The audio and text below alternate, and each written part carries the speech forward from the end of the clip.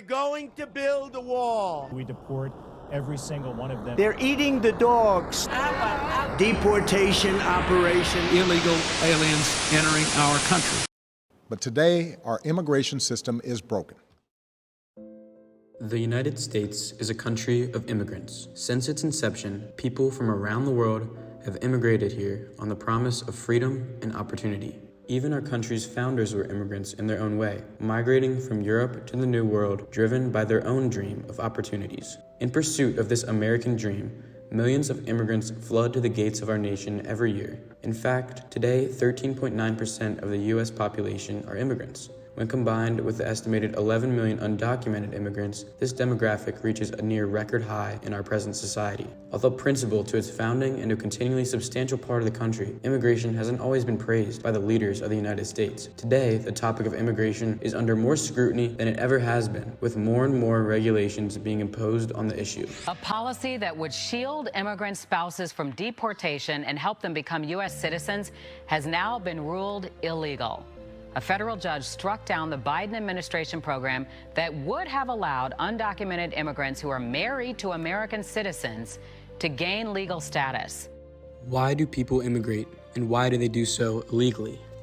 The current legal process for immigration is limited and complicated. The immigration can be broken down into 5 broad reasons, as described by the Fed. The first 2 factors that draw people to the U.S. are work and school. As you can imagine, working conditions in the U.S. are better than they are in Mexico and many other top immigration countries. Additionally, the U.S. has some of the best colleges in the world. Although a great opportunity for immigrants, getting access to work and education in the United States isn't quite so easy. These types of permits are very limited, with only 5,000 green cards available annually to low-skill workers entering the country. Additionally, if an immigrant is granted one of these very limited permits, they will only be able to reside within the U.S. for a short period of years before needing to return to their home nation. Another way for immigrants to gain legal access to the United States is through family relations. Family members in the U.S. can petition for access for their family members outside of the U.S. While this can be effective for those with family connections, most potential immigrants lack these connections. The fourth way of immigration that the Fed tracks is safety. This method of immigration involves allowing displaced persons fleeing from places of conflict to take safe haven in the U.S.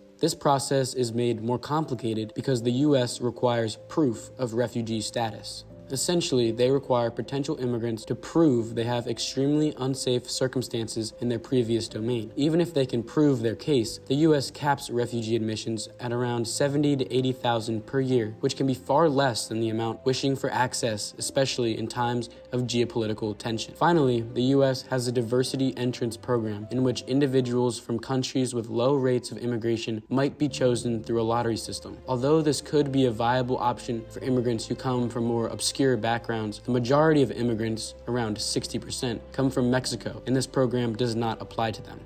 Immigrants do not want to immigrate illegally. In fact, reputable surveys show that 98% of illegal immigrants would prefer to have immigrated legally, but chose not to due to the almost impossible nature of the process and heavy time constraints on their situation.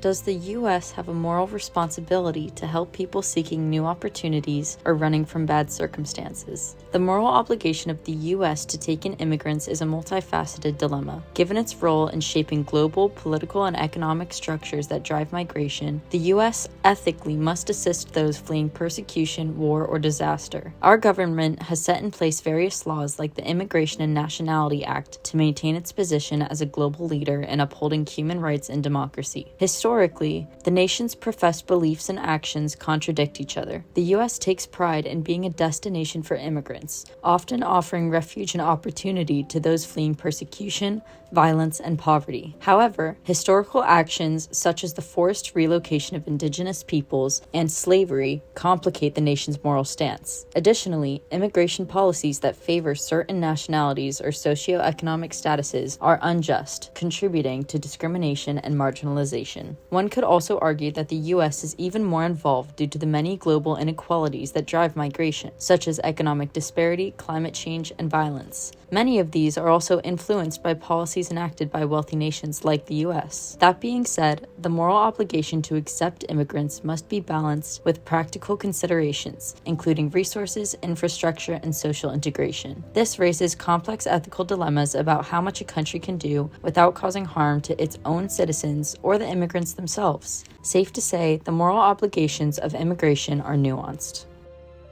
What impact do immigrants have on the workforce? Not only might denying immigrants have moral implications, but it also doesn't make sense from an economic standpoint. While some say that immigrants claim benefits like SAP, Medicaid, and housing assistance that are designed to help native-born Americans, this standpoint fails to consider the importance that immigrants have on the workforce. Immigrants make up more than 1/3 of the workforce in some industries like farming, fishing, forestry, and building and grounds maintenance. Due to the fact that in 2018, about 10% of all persons in the U.S. were immigrants without a college degree, firms which require low-skill labor will struggle to hire enough workers if immigrants are denied access. The high employment levels for low-educated immigrants indicate that employer demand for low-skilled labor remains high, and therefore eliminating immigration in its entirety would be foolish. Additionally, immigrants are helping to combat the ever-aging U.S. population. Immigrants bolster the national birth rate, which has recently dropped to historically low levels. Not only does this help increase production in the U.S. by increasing the amount of able workers, but immigrants' geographic mobility help to round out the worker shortages in many industries in many regions. Overall, immigrants are indeed vital to the U.S. economy, and eliminating them completely and/or forcibly removing them could be imprudent, especially when you consider the threats posed by combining a mass deportation of immigrants with imposing significant tariffs with the goal of increased U.S. production.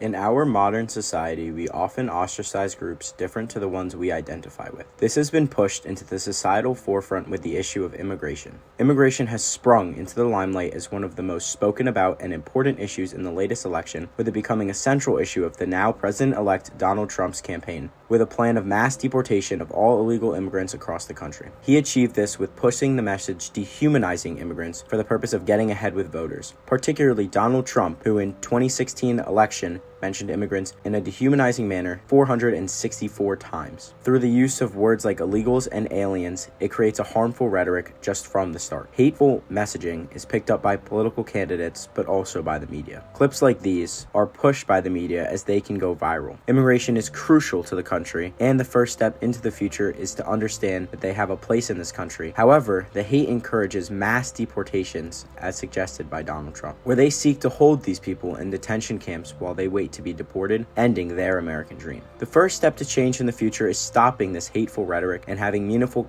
conversations about taking steps forward to protect immigrants and immigration in this country. In the past, immigration was represented by the Statue of Liberty, Ellis Island, and boats flocking to a new city, opening the gates of opportunity. Now, potential immigrants flock into detention camps and face a tall wall blocking them from gaining access to this promise of success and opportunity. Immigration is integral to this country in a multitude of ways. They are the foundation of our country in both history and our current reality. Culturally, they bring new perspectives.